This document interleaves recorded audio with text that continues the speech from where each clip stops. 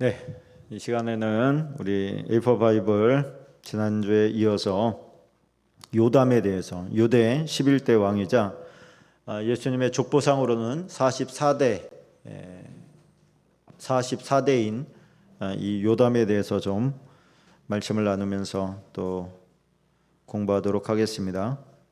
A4 바이블 우리가 처음 시간을 기억하시는지 모르겠습니다. A4 용지를 반으로 접고 또 반으로 접고 이렇게 접고 또 한 번 접어서 쫙 펴서 이제 적어가면 성경 66권이 이렇게 한 장으로 들어갈 수 있도록 그렇게 적는 연습을 했습니다.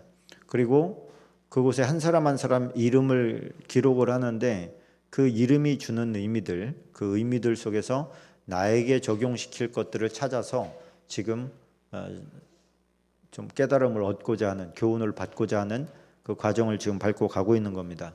이렇게 하는 이유는 뭐냐? 성경을 읽기 수월하게 하기 위해서입니다. 성경을 읽을 때 어떤 부분, 우리가 설교를 몇 번 들었던 것은 이게 무슨 내용인지를 알겠는데 이게 몇 번 안 들은 것들은 생소하기도 하고 그 생소한 것을 할 때 흥미를 잃어버리는 거예요, 성경에. 그러다 보니까 덮어놓고 또 안 읽게 되고 읽어야 된다는 압박은 늘 있지요. 학생들이 시험 기간인데 놀고 있다고 해서 마음 편한 게 아니잖아요. 왠지 압박이 좀 있죠. 이거를 하긴 해야 되는데 어떻게 해야 될지 모르겠다. 이런 거기에 대한 어떤 힌트들을 성경에 많이 이게 내가 한번 들었던 것들은 이제 기억에 나게 되니까 그렇게 하려고 지금 이렇게 하고 있는 겁니다. 그래서 아마 지금 성경을 계속해서 읽어가고 계신 분들은 겹치는 부분이 많이 있을 거고 겹치는 부분에서 여러분들이 들었던 건데 이렇게 생각되는 부분은 그냥 넘어가지 마시고 떠오를 때까지 한번 들여다보고 있는 거예요. 이거 무슨 내용이었더라 이렇게. 그리고서 한번 되짚고 넘어가면 그 다음에는 그 부분에서 자연스럽게 넘어가게 됩니다. 근데 한번 들었던 거 말하는 거예요. 생소한 것은 오래 걸리는 겁니다. 목회자가 할 일은 그 오래 걸리는 부분을 연구해서 이렇게 한번 여러분들에게 전달해 주면 여러분들은 그 한번 들은 것을 옆에다 메모했다가 읽어갈 때에 맥을 놓치지 않고 계속해서 이렇게 줄거리 이야기, 우리가 소설책 재밌게 읽는 이유가 뭐예요? 어렵지 않고 줄거리가 이해가 되기 때문에 가는 거거든요. 이건 누가 누구를 낳고 이런 얘기는 소설책에는 별로 없잖아요, 그죠? 성경책에는 누가 누구를 계속 낳아, 그죠? 누구를 낳는데 나랑 상관없는 애를 계속 낳는 것 같은 이런 이제 생각이 들다 보니까 이게 재미도 없고 이게 이름만 장뜩 나오고 그런데 그 이름 하나 하나가 사실은 다 뭐예요? 상징을 담고 있고 의미를 담고 있고 우리에 대한 교훈을 담고 있더라라고 하는 얘기를 하는 거 아닙니까? 마태복음 1장 1절을 읽어 나가는데 그 이름들이 이제는 생소하지 않게 되죠. 그 이름들은 결국에 구약의 내용입니다. 그러니까 그 이름이 이해가 된다는 것은 곧 구약을 내가 이해하고 있다는 뜻이 됩니다. 물론 여러분들이 아멘 한다 그래서 이해했다고는 생각하지 않습니다. 이거는 훨씬 더 시간이 오래 걸리는 일입니다. 근데 이 오랜 시간을 우리가 맥을 잡고 가는 것과 이게 우리가 드라마를 보면 단편들로도 재미있을 수 있잖아요, 그죠? 그러나 전체 줄거리를 놓고 그 단계를 봐야 이제 이해가 되는 거죠. 우리는 결론을 다 알고 있는 거거든요, 사실은. 전체 알고 있는데 그 너무나 목회자 입장에서 설교하려니 이해도 안 되는 생소한 부분을 가져와서 설교한다는 것은 사실은 부담입니다.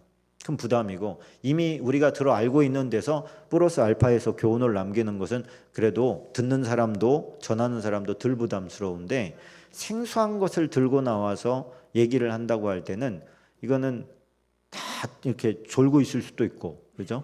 전하는 사람도 이게 듣는 사람이 이해를 못하는 것 같으면 힘들거든요. 그런데 그런 거 상관없이 지금 가고 있는 거예요.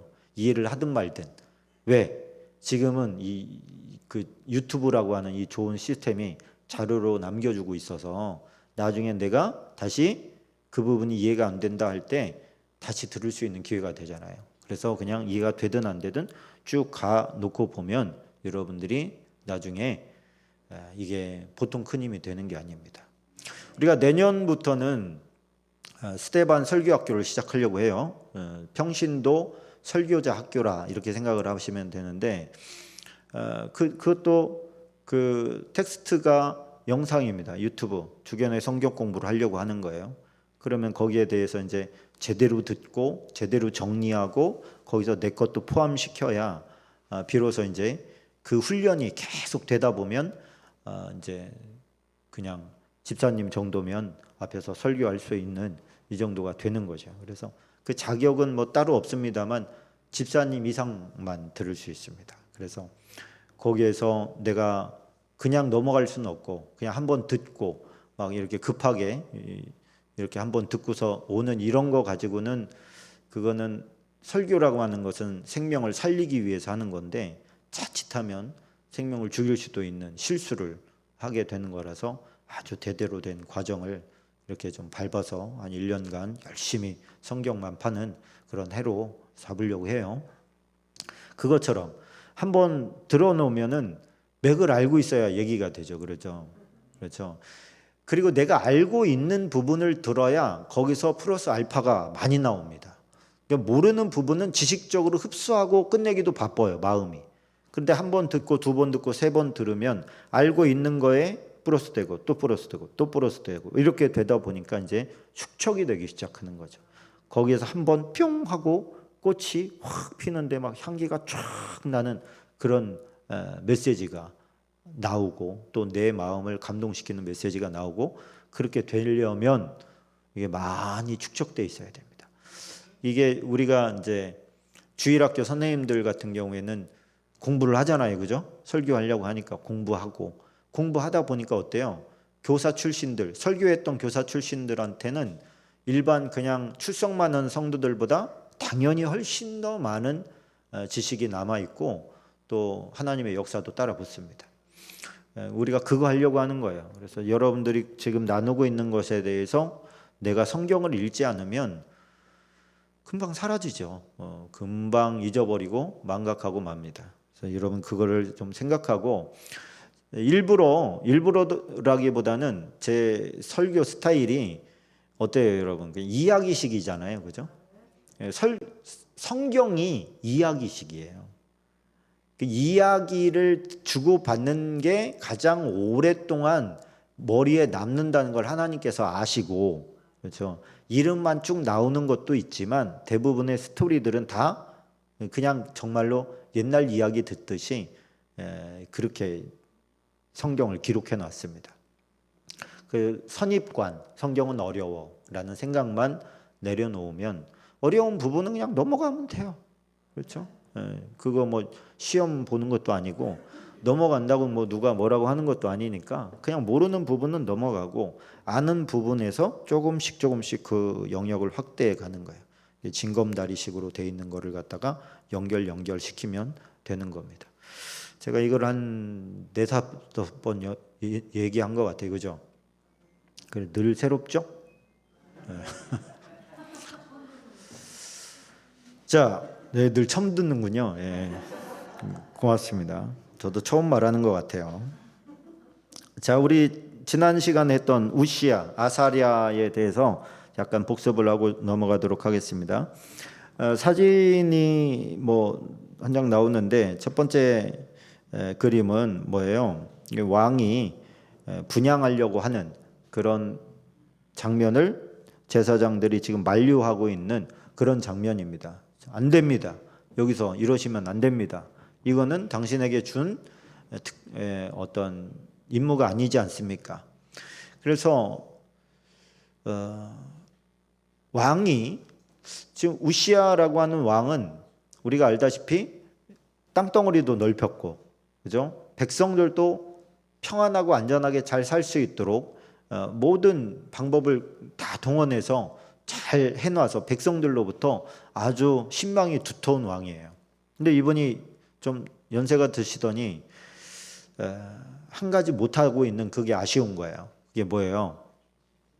분향하는 거.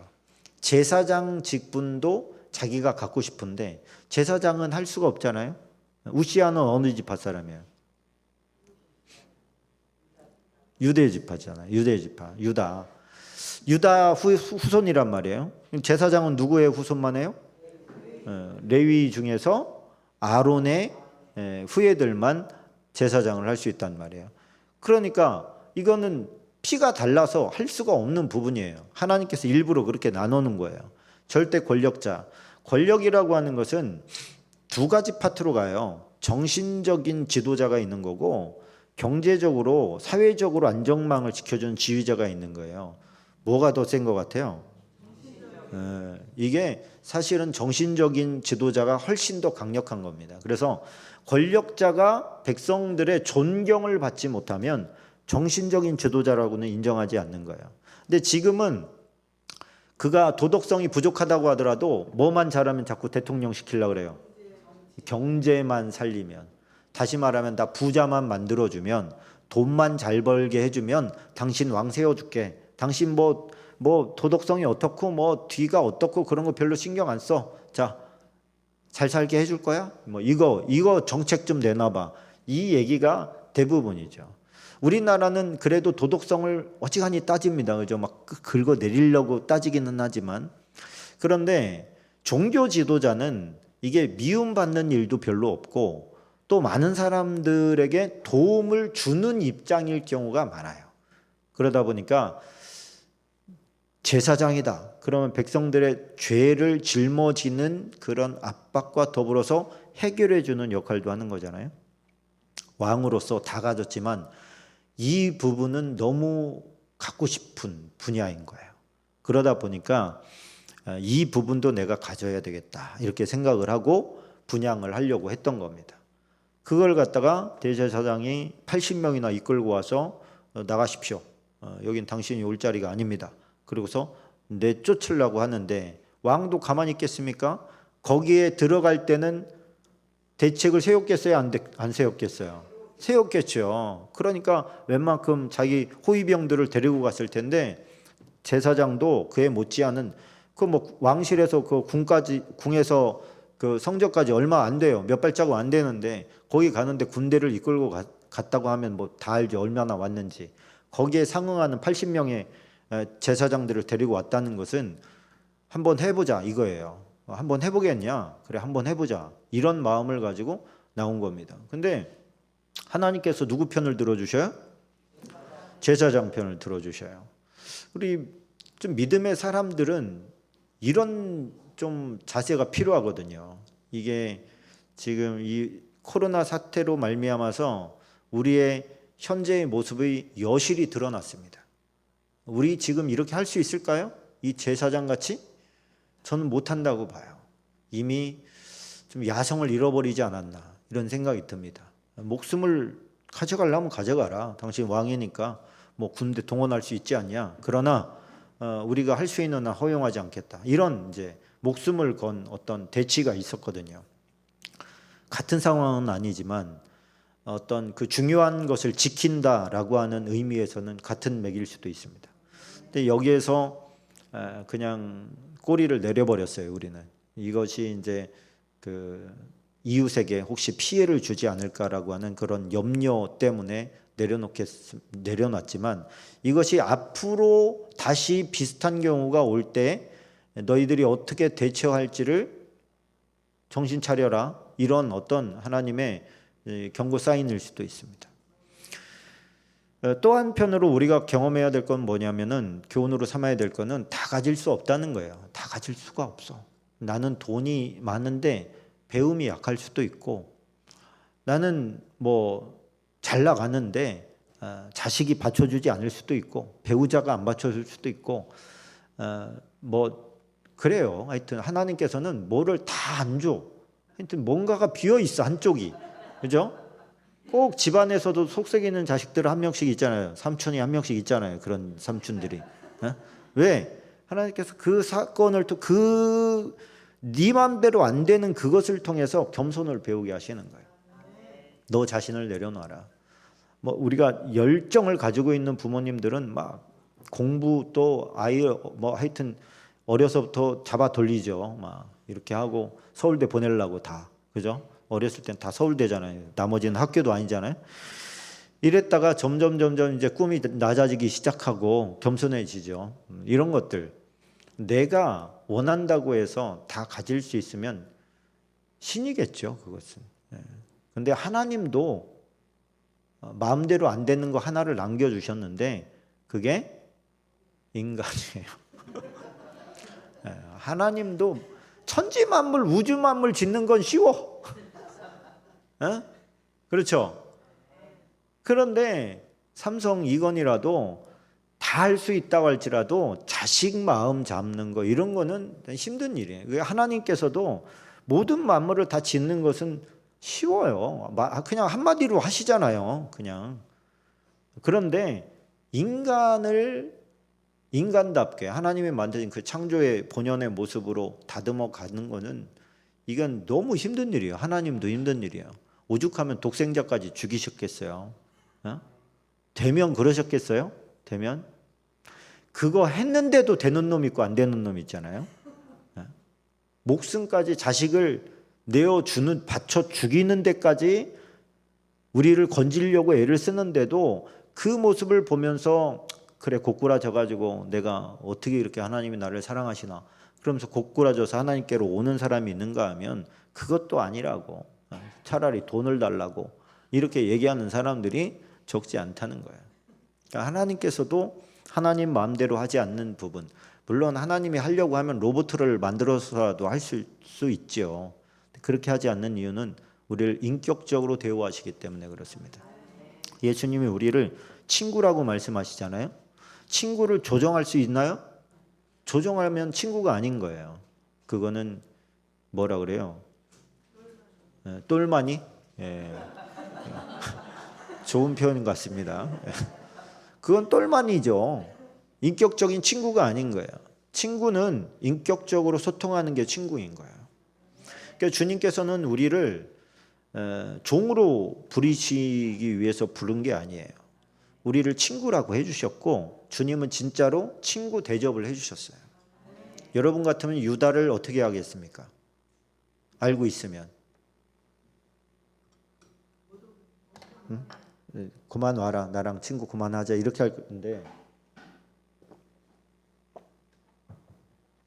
예수님께서는 자기에게 주신 자들을 사랑하시되 끝까지 사랑하시니라 그러셨거든요.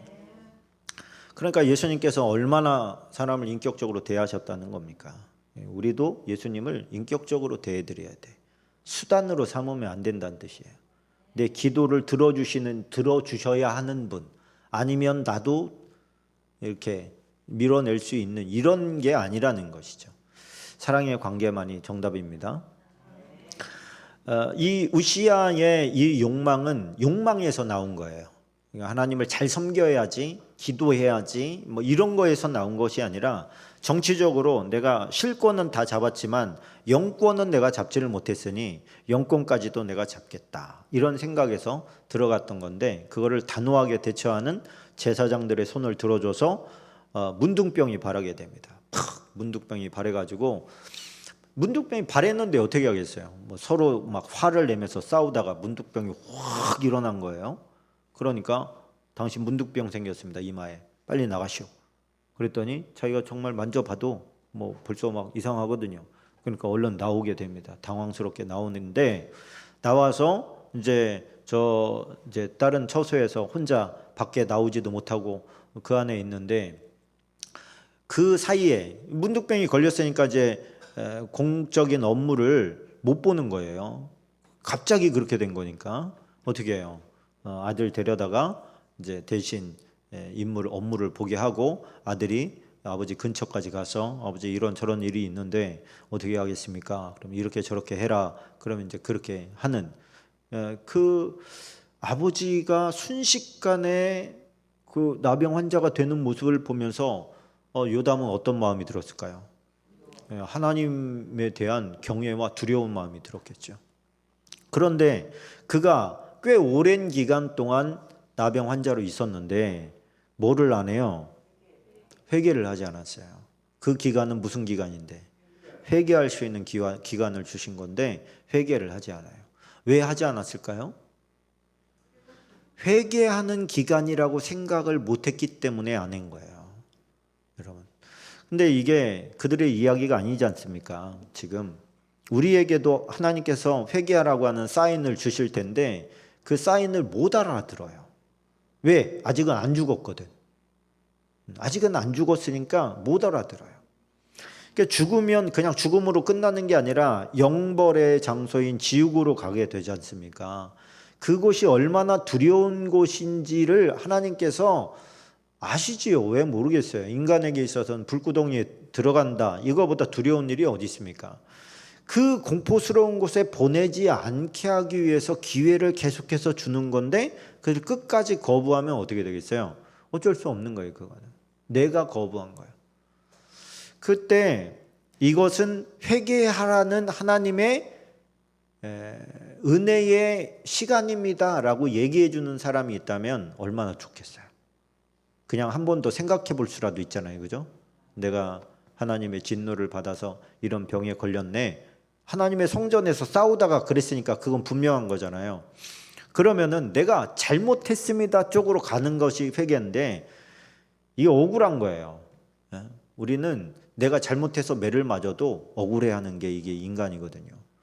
그러니까 점점 더 강팍해져간 이 바로처럼 우리는 하나님의 심판이 임하고 내 인생이 꼬이고 어려움이 오고 몸이 병들고 집안이 막 어지럽고 힘들면 하나님에 대해서 내가 뭔가 회개하면서 하나님의 도움을 구하는 장소로 가는 게 아니고 더 원망하고 불평하는 장소로 가요. 하나님이 계시면 어떻게 이런 일이 일어납니까? 이런 식으로 나간다는 말이에요. 근데 우리가 하나님을 알고 있다고 해서 하나님을 사랑하는 것은 아니잖아요, 그죠? 하나님을 사랑하고 하나님을 섬겨 나가야 하나님으로부터 오는 그런 어떤 은혜들을 받을 수 있는데 그걸 못했어요, 우시아는. 그래서 끝까지 회개하지 않고 그냥 문둥병이 온몸에 다 퍼져나가게 돼서 진물 줄줄 흐르는 상태에서 세상을 떠나게 됩니다. 그 모습을 고스란히 다 지켜봐야 됐던 그 요담의 스토리입니다. 이제 오늘은 그 아버지가 그런 상황 가운데서 그렇게 처절하게 정말 여러분 그걸 나병은 옮기는 것도 있고 옮기지 않는 것도 있는데 옮기는 것은 누가 그걸 손을 대고 싶겠어요, 그렇죠? 아무리 의사라도 궁중에는 의사가 있었을 거 아닙니까? 근데 이거 붙였던 이거 염증을 좀 닦아내기 위해서 담았던 거 이거 뜯을 때마다 살점이 툭툭툭툭 떨어지거든요. 그러면서 이게 전염되거든요. 누가 그거를 하고 싶겠어요? 죽고 싶을 만큼 하기 싫지. 자기만 끝나는 게 아니고 자기가 또 다른 사람들을 전염시킬 수 있는 거 아닙니까? 가족들을 못 봐요. 못 만져요. 멀리서나 볼 수 있을까? 다 붕대로 감고 있는 모습을 누가 보여주고 싶어서. 그러니까 이거는 정말 그냥 몸이 아픈 그런 고통보다도 단절의 고통이 너무 심한 거예요. 그런 고통을 당하다가 죽는 모습을 고스란히 지켜봤습니다. 하나님에 대한 경외심은 가지고 있지만 하나님에 대한 사랑은 싹트지가 않은 거예요. 두렵기만 한 거예요. 내가 혹시 하나님 앞에 혹시 잘못 보여서 내가 죽지는 않을까. 요담은 성전에 들어갈 수 있었을까요? 없었을까요? 못 들어가요. 막은 건 아니에요. 왕이 들어와서 예배할 수 있는 그런 문도 따로 있어요. 그런데 전혀 사용하지 않습니다. 그러면서도 성전의 윗문을 또 건축까지 해줘요. 그건 뭐냐면 하나님에 대한 두려움인데 이 두려움은 약간 아부에 가깝습니다. 하나님, 내가 성전 문까지 만들어 드리니까 나에게는 아버지와 같은 그런 천형을 내리지 말아 주십시오. 이런 아부인 거예요. 제가 볼 때는 안타까운 마음이 있는 거죠. 그러나 하나님을 섬기는 거에는 하나님을 사랑하는 마음으로 섬기는 것도 있지만 두려운 마음으로 섬기는 사람도 있거든요. 그 뭐가 좋다, 옳다, 틀리다 이렇게 얘기할 수는 없지요. 그러나 하나님께서 원하시는 것은 두려움으로 섬기는 대상이 아니지요. 그렇죠? 너는 나를 여호와를 사랑하라 그러잖아요. 두려워하라 이런 말씀도 있지만 하나님의 본심은 맨 처음 십계명에 나온 거 아닙니까? 하나님을 사랑하는 거예요. 그냥 이렇게 관망하는 거나 두려워하고 무서워하는 이런 하나님이 아니고 다윗처럼 정말 하나님을 그냥 막 그 사랑이 느끼는 거죠. 그냥 나를 책임지고 계신 하나님, 날 붙들고 계신 하나님, 이 하나님을 가까이서 느끼면서 그게 누리는 거거든요. 누리면서 인생을 살아가기를 원하는 것이 그게 하나님의 마음인데 너무 두려운 하나님을 본 거예요. 이 우시아 왕이 좀 회개하고 돌이켜서 하나님으로부터 치료받고 세상을 떠났더라면 용서해 주시고 다시 회복시키는 하나님을 요담이 배웠을 거 아닙니까? 근데 그 하나님을 경험하지 못한 것은 하나님의 잘못입니까? 우시아의 잘못이잖아요. 그 잘못한 거에 대해서 회개도 하지 않았는데 그게 잘 되게 해줘. 그러면은 그건 정말 하나님께서 주신 걸까요? 착각하게 만들 수 있는 요소가 되는 것이죠. 자, 요담 한번 보겠습니다. 313쪽. 역대하 27장 2절 같이 한번 보겠습니다. 시작. 요담이 그의 아버지 우시아의 모든 행위대로 여호와 보시기에 정직하게 행하였으나 여호와의 성전에는 들어가지 아니하였고 백성은 여전히 부패하였더라. 자, 나올 때까지 좀 설명을 하겠습니다.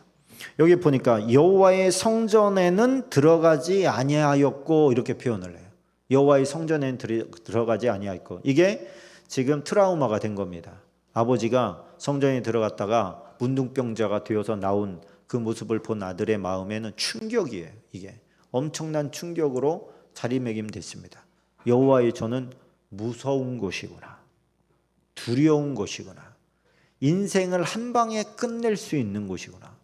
이게 그런 곳이 아닌데 아버지의 잘못으로 말미암아서 그렇게 인식이 됐어요. 자, 여러분과 제가 하나님 그러면은, 하나님 아버지 그러면은 사람이 심리적으로 내 아버지의 필터를 걸쳐서 하나님을 보게 되어 있다는 거예요. 그래서 내 아버지가 나를 사랑해주고 아껴주고 예뻐해주고 선물 잘 사주고 이러는 아버지였으면 하나님 아버지 그럴 때 거부감이 없다는 겁니다. 근데 반면이 있잖아요, 그죠? 맨날 때리고 막 술 먹고 그냥 깽판 치고 막 이러는, 그냥 맨날 그 폭력적인 아버지, 이런 아버지만 본 사람은 하나님 아버지, 하나님이 아버지예요? 이렇게 하면 시험에 든다는 거예요. 자기는 아버지 하기 싫다는 거야. 그래서 저 어머니 하나님이 그렇게 인기가 많은가 봐요. 여러분, 우리가 이 트라우마에서 벗어나야 돼요. 아버지인데 좋으신 아버지예요. 좋으신 하나님인데 우리는 자꾸만 우리가 겪은 이 육신의 아버지의 필터를 끼우고 하나님을 봐요. 그러다 보니까 내 하나님이, 누가 하나님 아버지 그러고 기쁘게 아버지를 부르는 거 보면은 심란한 거예요. 쟤네 아버지는 좋았나? 이런 생각도 하고, 자기는 아버지 그러면은 뭔가 좋지가 않아. 기분이 안 좋아. 이해가 되시죠? 이게 우리가 하나님을 하나님으로 제대로 보지 못하는 단점입니다. 그래서 하나님께서는, 주님은 뭐라고 그랬어요? 너희 아버지는 몇 분이다? 한 분이다. 한 분이다. 이 세상에서 네 아버지가 좋은 아버지일 수도 있고 안 좋은 아버지일 수도 있지만 진짜 아버지는 아니다. 그냥 단지 너를 통해서 이 땅에 오게 하는 어떤 수단인 거죠. 우리는 전부 다 하나님 앞에서 단독자예요. 우리는 그분을 다 아버지라고 불러요. 그러니까 한 아버지만 계신데 그 한 아버지가 우리에게 맡겨줬던 그 아버지 생각을 하면서 아버지는 두려운 하나님일 거야. 그리고 두려운 하나님이 또 나오잖아요. 그 연동되는 거죠. 또 이상하게 그쪽만 보여. 이쪽에 시선이 너무 크니까 이쪽 사랑해서 막 생명을 주시고 막 우리를 위해서 맞으시고 채찍에 맞으시고 비난받고 막 그러면서도 우리에 대한 사랑을 포기하지 않는 그 사랑은 너무 작게 보여지고, 이쪽에 막 심판하시고 노여워하시고 인류를 멸해버리시고 막 이런 하나님은 크게 보이고, 그런데 사랑을 많이 받은 사람들은 이쪽이 크게 보이고 이쪽이 작게 보이는 거예요. 뭐가 맞을까요? 두 개 다 맞아요. 두 개 다 맞는데 원래의 하나님은 사랑의 하나님이었다. 사랑의 아버지예요. 그래서 이 나도 모르게 이 요담 같은 경우에는 지금 자기가 의지한 게 아닌데 그 생각이 확 들어와 버린 거 아닙니까? 하나님 두려운 하나님, 질병을 일으킬 수 있는 하나님, 심판하시는 하나님, 다시는 아버지를 안아볼 수도 없는, 없게 만드는 이런 하나님. 이거 나한테도 오면 어떻게 하지? 이런 두려운 방어 기제가 만들어져 버린 이런 상황을 하나님이 기뻐하시냐? 그렇지 않다라는 거예요. 자, 이 요담이 그의 아버지 우시아의 모든 행위들을 여호와 보시기에 정직하게 행하였으나 여호와의 성전에는 들어가지 아니하였고 백성은 여전히 부패하였더라. 백성은 부패했고 본인은 하나님을 두려워합니다. 그래서 하나님 앞에 정직하게는 살아요. 그러니까 어떻게 보면 결과적으로 보면 그렇게 나쁜 것만 있는 것은 아니었지만 친밀감을 누리지 못하는 상태로 계속 인생을 걸어가야 된다고 하는 것은 불쌍한 일입니다. 그렇죠? 서로 사랑하고 화목하게 그렇게 가야 인생길을 가야 되는 건데 오해 때문에 또 잘못된 시각 때문에 계속해서 어그러진 그런 교제를 해나가는 거예요. 그런데 그것이 또 좋은 것도 있었어요. 그게 뭐예요? 여호와 보시기에 정직했다. 하나님이 두려워서 거짓말을 하지 못하는, 하나님이 겁나서 이제 혹시나 벌 줄까봐, 문둥병 걸리게 할까봐 하나님 보시기에 안 좋은 거는 안 하고 살은 거예요. 이 두 가지가 절묘하게 조화가 돼야 되거든요. 그래서 그때 사용하는 단어가 경외라고 하는 단어입니다. 경외는 하나님을 너무너무 사랑하지만 두려움도 공존하고 있는 상태예요. 구원도 이 경외감으로 세워나가야 됩니다. 하나님은 나를 사랑하셔. 그렇기 때문에 나를 구원해 주실 거야. 그런데 혹시 지옥 보내면 어떻게 하지? 이런 마음이 필요한 거예요. 여러분, 구원은 100% 확신을 가지고 있어야 됩니다. 위험한 겁니다. 여러분, 100% 확신을 가지고 있다가 버림받으면 어떻게 할 거예요? 그 확신이 믿음인 건지 아니면 자기 최면인 건지 이걸 어떻게 알아요? 그래서 성경은 우리에게 오늘 아침에 읽은 것처럼 어떤 것도 하나님의 우리를 향한 사랑에서 끊을 수 없다.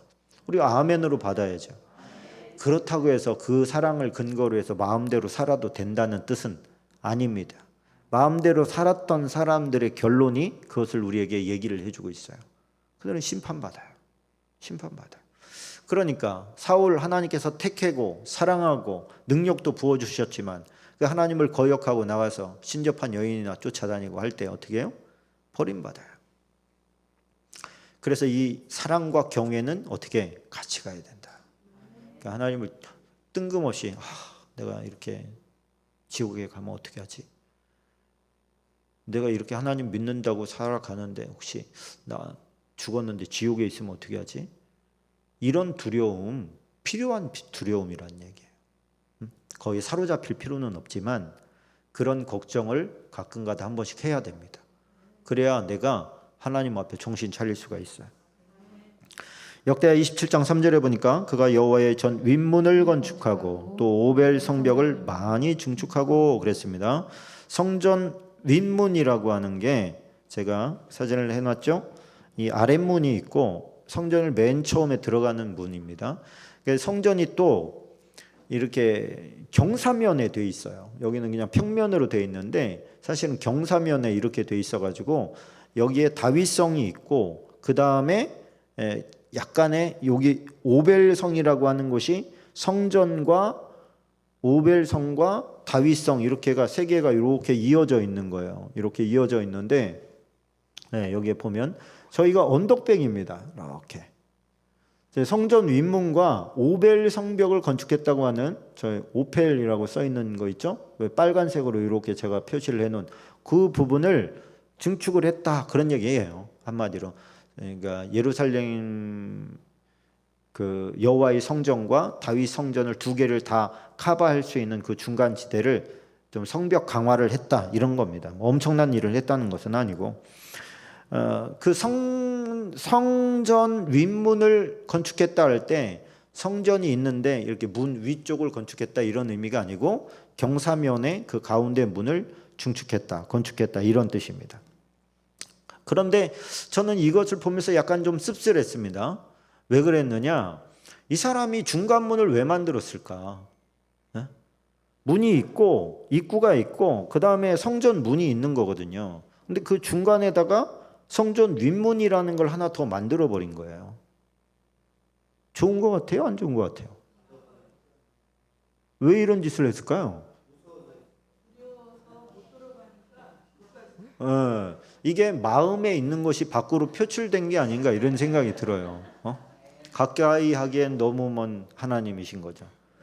그러다 보니까 이게 어떻게 보면은 이게 무슨 타이틀이었을까 이렇게 했을 때 뭐 성벽, 성전 수호 뭐 이런 개념일 수 있어요. 문 하나가 방어할 때는 굉장히 큰 역할을 하니까 그런 어떤 타이틀을 가지고 와서 만들었을 수는 있으나 그 내면에 있는 게 그대로 투영된 것 같은 거죠. 그걸 왜 만들어? 하나님과는 벽이 없어야 되는데 담이 없는 최대한 없는 게 좋은 건데 왜 그걸 하나 더 만들어서 하나님께 가는데 한 다리를 더 걸치게 만드느냐? 이것은 그의 마음의 거리, 하나님과 자신과의 마음의 거리가 그만큼 멀리 있었다. 친근함이라고 하는 단어랑 어울리지 않았던 것이죠. 요담은 좀 안타까운 이 현장을 보게 됩니다. 그런데 그 이제 힘이 하나님 앞에서 경건하게 살았기 때문에 이런 게 있어요. 하나님은 3단계인 것 같아요. 뭐냐면 하나님을 사랑하는 단계가 있고 하나님이 두려워서 경건하게 사는 단계가 있고 이것도 저것도 아니고 자기 마음대로 살면서 하나님을 믿는다라고 하는 이런 단계가 있는 거예요. 아예 안 믿는 사람들 빼고 하나님을 믿는 사람들의 수준이 크게 나누면 이 세 단계가 있는 것 같단 말입니다. 근데 처음에 하나님을 믿고 나서 친근한 하나님, 사랑하는 하나님, 나를 막 아껴주고 막 이렇게 허그해주고 이런 하나님으로 느끼기에는 좀 어려움이 있습니다. 약간 지옥에 대한 두려움과 공포도 있고 그래서 이 가운데 부분 하나님을 조금 두려워하기 때문에 사회에서 좀 경건한 삶을 사는 유형이 이제 요담과 같은 유형인데 요 요담과 같은 유형일 때도 하나님은 은혜를 베풀어 주셔요. 어떤 은혜를 베풀어 주시냐면 잘 되게 하셔요. 이게 이 사랑을 오해해가지고 마음껏 죄지면서 살아가는 이런 유형은 좀 열외가 되는 거고 하나님이 두렵기 때문에 경건하게 사는 사람이라 할지라도 그 경건을 빌미로 해서 하나님께서는 은혜를 베푸시더라는 거예요. 축복해 주시는 게 있어요. 하나님의 소원은 뭐였겠어요? 그 은혜를 통해서 더 다가와라. 더 다가와라. 이 요담에게 베풀어 주신 하나님의 은혜는 뭐였느냐? 우리 5절 같이 한번 보겠습니다. 암몬 자손의 왕과 더불어 싸워 그들을 이겼더니 그 해에 암몬 자손이 은 100달란트와 밀 10,000고르와 보리 10,000고르를 바쳤고 제2년과 제3년에도 암몬 자손이 그와 같이 바쳤더라. 자, 암몬이라고 하는 나라는 결코 작은 나라가 아니에요. 강력한 나라인데 그 나라가 조공을 바치는 거예요. 그러면은 이 나라의 국력이 어떻게 됐다는 거예요? 강력해졌다는 뜻입니다. 그러니까 싸워 이겨서 받아낸 조공이라고 하면 국방력이 지금 탄탄하다는 얘기예요. 국방력이 탄탄하기 위해서는요, 먹을 것이 많아야 됐습니다. 그러면은 먹을 것도 많았구나 유치할 수가 있지요. 먹을 게 많아지려면 농사가 잘 돼야 되거든요. 그러면 또 하나님께서 풍작을 허락해 주셨구나. 자, 이런 것들이 이제 꼬리에 꼬리를 물고 이렇게 생각해 볼 수가 있어요. 군대를 동원해서 전쟁을 하려면 무기를 만들어야 되죠. 돈도 많이 들어가는 일이에요. 돈도 많이 있었다는 얘기예요. 모든 것들이 지금 보니까 순적하게 잘 풀려갔어요. 그리고 나서 최종적으로 전쟁에서도 승리하게 하시고, 전쟁에 승리하면 딸려오는 게 또 엄청납니다. 저쪽에서 이 가만히 있어도 세금이 지금 다 갖다 주는 거 아닙니까? 우리 자기 백성은 적게 거둬도 저쪽에서 오는 게 많으면 어때요? 풍성해지는 거예요. 로마 시대에 보니까 저는 여러분도 한번 읽어봤으면 좋겠어요. 로마인 이야기가 뭐 꽤 많이 있습니다만 그 내용을 보면은 이제 로마가 세계를 제패했을 때, 여러분 세계를 제패했을 때 그 제패한 나라에서 오는 그 조공들이 적었겠어요, 많았겠어요? 어마어마하게 많았어요. 그래서 여러분, 로마 사람들은 그냥 로마 사람이라는 것 때문에 요즘 우리나라 복지보다 훨씬 좋았습니다. 쌀 뭐 이런 것들은 가장 비옥한 이집트 지역에서 알렉산드리아 이런 데서 막 갖다가 바쳐요. 막 바치고 비옥한 지역의 그런 곡물 창고에서는 전부 다 로마에 보낼 것들이 다 정해져 있어요. 가만히 있어도 그냥 떼거지로 들어옵니다. 또 종들은 또 정복한 나라에서 한 번 정복했을 때는요, 웬만큼 자유를 줘요. 그런데 얘네들이 반역을 하잖아요. 그럼 완전히 가서 다 쓸어버리고 나머지는 다 노예로 삼아버립니다. 그 노예로 불러온 얘네들이 다 어디로 가겠어요? 다. 우리나라 옛날에는 자동차가 얼마나 비쌌는지 아시죠? 요즘에 중고 자동차는 얼마면 사요? 그냥 뭐 100만 원 미만도 많아요, 그죠? 그러니까 여러분, 이게 귀한 곳에서는 노비들이 비싸지만 넘치고 넘치는데 국가에서는요 알아서 쌀을 줘요. 갖다가 먹으라고. 복지가 얼마나 좋은지. 로마인이라고 하는 이 시민권 하나만 가지고 있으면 다 그 나라인데 그 나라를 제패한 시민이야. 그러니까 바울이 큰 소리 치면서 다닌 거예요. 나 로마인이야. 그랬더니 묶었다는 거 하나 때문에 벌벌벌 떨잖아요. 막 천부장이. 그 묶을 수도 없거든요. 로마 시민은. 그만큼 대단했던 거예요. 그러니까 먹을 게 풍성하고 그냥 가만히 있어도 그냥 먹을 게 막 흘러 들어와. 그러면 여러분 그 사람 뭐 하면서 살까요? 놀고 먹으면은 건강한 쪽으로 갈까요? 병들까요? 정신이? 당연히 타락하죠. 당연히 타락하는 거예요. 여러분, 그래서 이 요담의 때에는 그 정도까지는 아니었어요. 요담이 그 정도 실력이 있었던 것도 아니고 하나님의 은혜가 아주 적절하면서도 그래도 좀 풍성하게 이렇게 부어지는 은혜가 있었습니다. 그 정도만 해도 훌륭하지 않습니까? 그래서 우리가 하나님을 두려워하는 인생, 물론 하나님을 사랑하면서도 두려워하는 게 최고의 좋은 단계지만 그게 안 된다 할지라도 최소한 예를 들어서 주일날 놀러 가면 하나님께서 회초리로 치실 것 같아가지고 내가 교회는 가야지 이러고서 나오는 마음이 있잖아요. 그런 마음만 돼도 하나님의 은혜가 흘러가더라는 거예요. 뭐 더 좋은 거는 막 주일을 향해서 일주일을 사는 거, 그게 이제 가장 아름다운 모습이긴 한데 우리가 부족할지라도 하나님의 사랑은 넘친다. 이 이야기를 요담의 스토리에서 담고 있습니다. 그래서 우리가 뭐 충분히 하나님을 사랑하는 단계까지 아직 나가지 못했다 할지라도 일단은 하나님을 두려워하는 단계는 와 있어야 된다. 그래야 세상에 나가서 범죄하거나 또 하나님 마음을 아프게 하는 그런 일은 하지 않습니다. 그리고 또 이게 인생이 너무 이제 우시아처럼 어렵고 힘들고 꼬여버린 그런 상황이 있다면 다른 데 가서 왕이니까 뭔들 못 해봤겠어요. 다 할 수 있는 건 해봤지. 근데 그게 해결해 주는 게 아니에요. 하나님으로부터 온 것은 하나님께 가야 해결이 됩니다. 그래서 만약에 하나님께로부터 온 게 아니라 할지라도 하나님께로 가면 해결이 돼요. 하나님 앞에 가서 하나님 나의 문제들, 어려움들 이겨낼 수 있게 해주십시오. 기도할 때, 회개하고 기도할 때 하나님께서 풍성하게 채워주시는 줄로 믿습니다. 우리 함께 잠시 기도하겠습니다. 기도할 때 오늘 요담과 같이 두려운 마음, 혹시 하나님에 대해서 두려움 가운데 머물면서 사랑의 단계로 나아가지 못한 게 있으면 용서해 주시고, 다윗처럼 그렇게 대책 없이 하나님을 사랑하고 뜨겁게 열망할 수 있는 마음 달라고